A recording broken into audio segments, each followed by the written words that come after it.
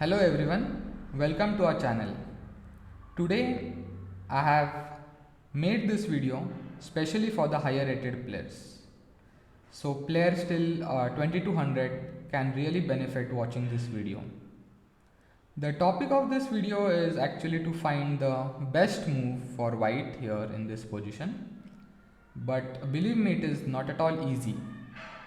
And in order to understand which is the correct move, one needs to go really deep in the position and analyze this position to greater depth. So let me first tell you that this is not a position where black has some tactics. It is a quite standard position where black seems to be attacking and white has to defend precisely. So here white has number of options, but most of the options creates some weaknesses or have some drawbacks. So let's first see what is going on in this position. It is white to play and we have to find the precise move for white. So telling you, black has number of threats in this position. The first deadliest threat is bishop h3 and there is queen into h2 checkmate threat. This is one of the threat. One more threat is bishop b5 where you attack the queen and you can win the rook in skewer. The knight on e4 is very strong piece. Queen on g5 is also great attacking g2 pawn. Then black has this rook a6, rook g6, rook swing to the king side and this can be really dangerous. Saying about white's position, knight on b3 is kind of tied to the defense of d2 square. If knight moves, then knight d2 is allowed. Okay, our bishop on b2 is really active. So, okay, now we have seen the threats and superficial normal analysis of this position.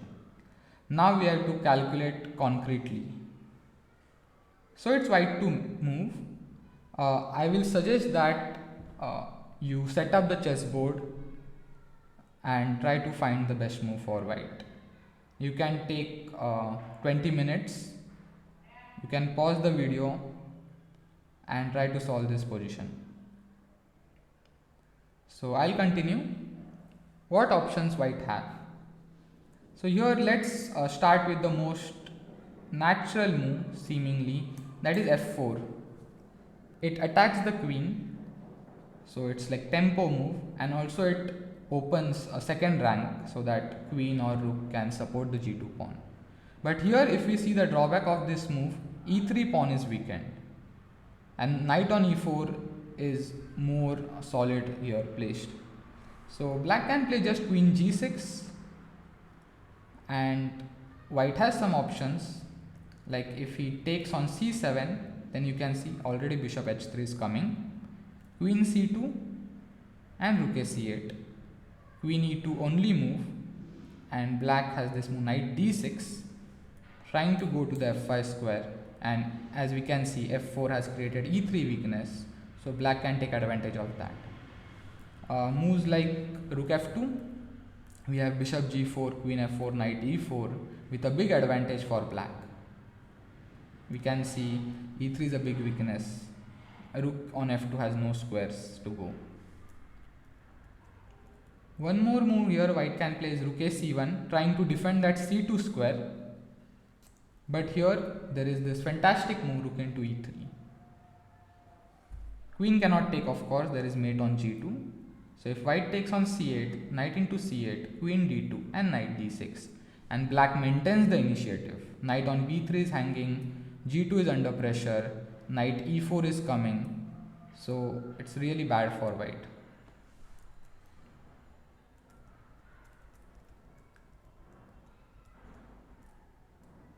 Instead of queen c7, white can play the move rook f d1, and again the same maneuver knight d6 is really powerful, threatening e3 pawn. White can try to defend it with queen d3, but here black has bishop f5 queen c3, and now bishop g3, bishop h3, sorry. And now no piece can support g2. Rook d2 or queen d2 is met by knight c4 or either knight e4. If you play g3, then knight e4, queen c2 and queen g4. At some point black is going to sacrifice on g3 and white has to play passively remaining game. Here queen into g7 is interesting try, but black here also has one nice intermediate move. Can you find it? You can pause the video and try to find this move. Black has bishop e6, knight on b3 is hanging, plus g7, bishop is also hanging. So from this we can say that f4 is not working. Move like king h1 is directly met by bishop b5, so there is no point in playing king h1. What else? White can play move like rook fe1. What is the idea behind rook fe1 is to play queen f1, is to get queen f1 defending g2 pawn. But this is too passive. Bishop h3, queen f1, and black has this rook left, rook a6. Rook is going to come to g6. Rook e2, rook g6, f4, queen h5 with irresistible attack. G2 is really weak. Rook c1, bishop d7, a very nice move. Bishop b5, bishop a4, many threats are there.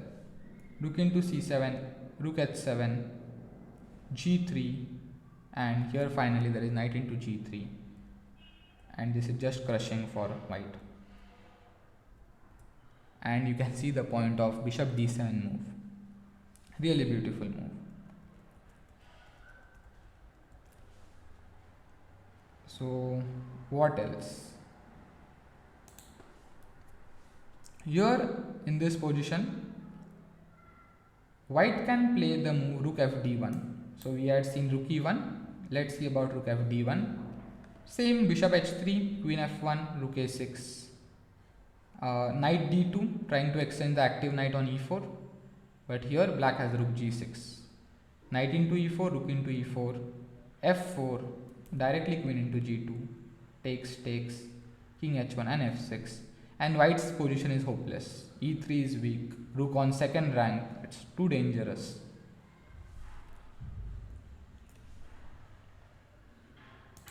Now we have two options left. So one option is queen into c7, but this is directly lost because of bishop h3, g3, and if you want you can pause here and try to find the best move for black.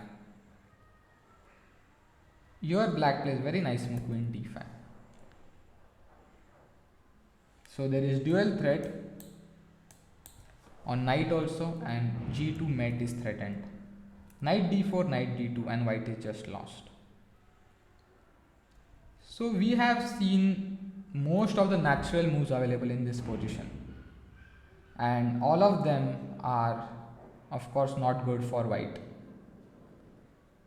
So what is the correct precise move for white in this position? Again, this is the last moment to pause the video. Here white plays a very beautiful move, h4. This is forcing move and it has a nice point behind it. The point is, okay, let's say he takes on h4, and now queen has gone to the h file, so we can play this queen d4 move, threatening mate and at the same time attacking the black's bishop. Black plays queen f6, and so d7 cannot be taken, b2 is hanging, but here white can take on e4, queen into b2, queen into b7, and right here we can see that there is no attack on the white's king and the position is completely equal, and white has saved himself. There is no problem in playing this position.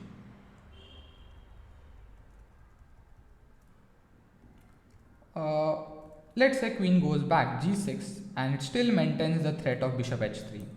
But as you can see, queen g6 already blocks the rooks. Here we can already see that queen on g6 is blocking the rook's way. So of course rook on a8 cannot go to g6. And second thing is, we can play now queen into c7, and the point is after bishop h3 we have this beautiful queen h2 move, and that was the main idea behind h4 move. And now everything is defended and white has saved himself. Now bishop has to go back, and then white has enough time to organize his forces. And last move, if move like queen h5, still queen into c7 is possible. Bishop b5, rook fc1, rook a6, f3, rook g6, queen f4, knight g3, knight d4. So here also white is totally fine and he has managed to defend himself. Knight on d4 is active, pushing the black bishop back, and white can create counterplay on the c file, rook c7, bringing other rook on ac1, and queen on f4 is doing fantastic job in putting together the king side. So in order to find this h4 move, it is necessary to analyze other options in this position, and only when you understand that other options are not working, and of course you have to also see the queen c7 line first and then changes made by this h4 move. I hope you like this analysis and the video. Thanks for watching.